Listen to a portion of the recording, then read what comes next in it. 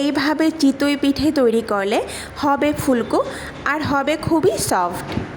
বন্ধুরা, ফুলকো ফুলকো চিতই পিঠে কিন্তু আমাদের সবারই খুব পছন্দের, আর সঙ্গে যদি খেজুর গুড় হয় তাহলে তার কোনো কথাই নেই। রাধে কৃষ্ণ বন্ধুরা, আমি টুলটুল, আর এই টুলটুলের রান্নাঘরে আপনাদের সবাইকে স্বাগত। তাহলে আমি এই ফুলকো আর সফট চিতই পিঠে কি করে তৈরি করছি চলুন দেখে নেওয়া যাক।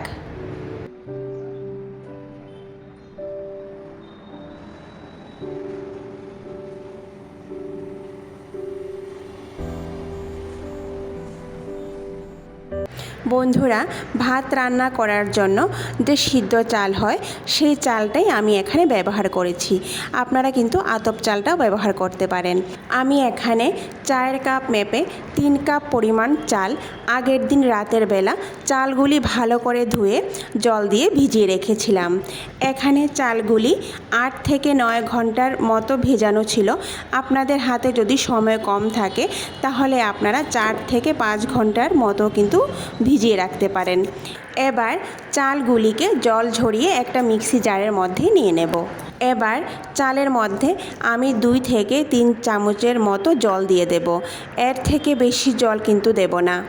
এবার পেস্ট করে নেব। দেখুন বন্ধুরা, একদম মিহি পেস্ট কিন্তু হয়নি, এর মধ্যে আর একটু পরিমাণ জল দিতে হবে। প্রথমেই কিন্তু চালের মধ্যে একসঙ্গে খুব বেশি জল দিয়ে পেস্ট করব না, না হলে কিন্তু পেস্ট হবে না। এইভাবে অল্প অল্প করে জল দিয়ে চালটাকে একদম মিহি পেস্ট করে নেব। আবারও আমি এতে 2 থেকে 3 চামচের মতো জল দিয়ে দিয়েছি। এবার খুব ভালো করে মিহি পেস্ট করে নেব। দেখুন, এবার কিন্তু একদম খুব ভালো করে মিহি পেস্ট হয়ে গেছে। আপনারা দেখেই বুঝতে পারছেন একদমই দানা দানা ভাব নেই। আবারও বলছি বন্ধুরা, এই চালটাকে কিন্তু মিহি পেস্ট করতে হবে। এবার একটা বাটির মধ্যে নামিয়ে নিচ্ছি। এবার মিক্সি জারের মধ্যে যে চাল বাটাটা লেগে আছে তার মধ্যে হাফ বাটি পরিমাণ জল দিয়ে মিক্সি জারটা ভালো করে ধুয়ে বাটির মধ্যে নিয়ে নেব। এই বাটির মধ্যে কিন্তু আলাদা করে আর জল দেব না। এবার আমি খুব সামান্য পরিমাণ লবণ দিয়ে দিয়েছি।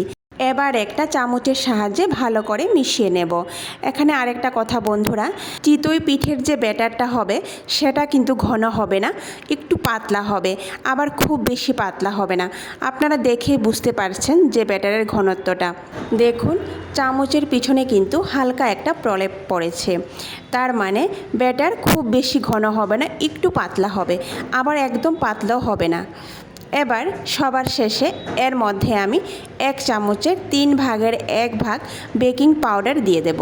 বন্ধুরা, বেকিং পাউডারটা কিন্তু এখানে পুরোপুরি অপশনাল, আপনারা চাইলে দিতে পারেন, আবার না চাইলে নাও দিতে পারেন। বেকিং পাউডার দেওয়ার কারণ হলো পিঠেগুলি ফুলকো ফুলকো হবে। বেকিং পাউডারটা দিয়ে আমি ভালো করে নাড়াচাড়া করে নেব। আগে থেকেই একটা লোহার আপে প্যানকে আমি চুলার মধ্যে বসিয়ে প্যানটাকে ভালো করে গরম করে নিয়েছি। প্যানের মধ্যে সামান্য পরিমাণ তেল দিয়ে তেলটাকে ভালো করে পুরো প্যানের মধ্যে লাগিয়ে দেব।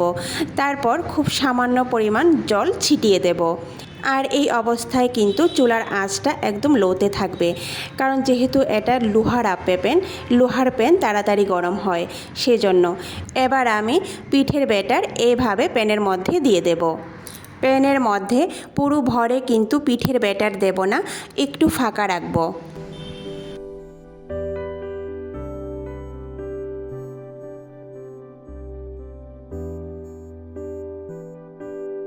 এবার 3 মিনিটের জন্য ঢেকে রাখব।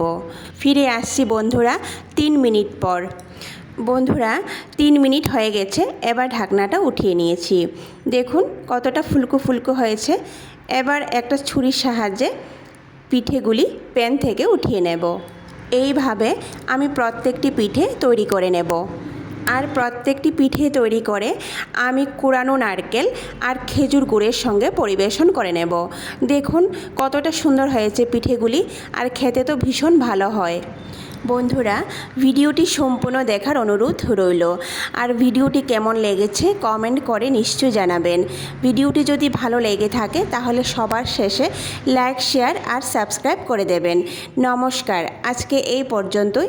কথা হবে আবারও পরের ভিডিওতে।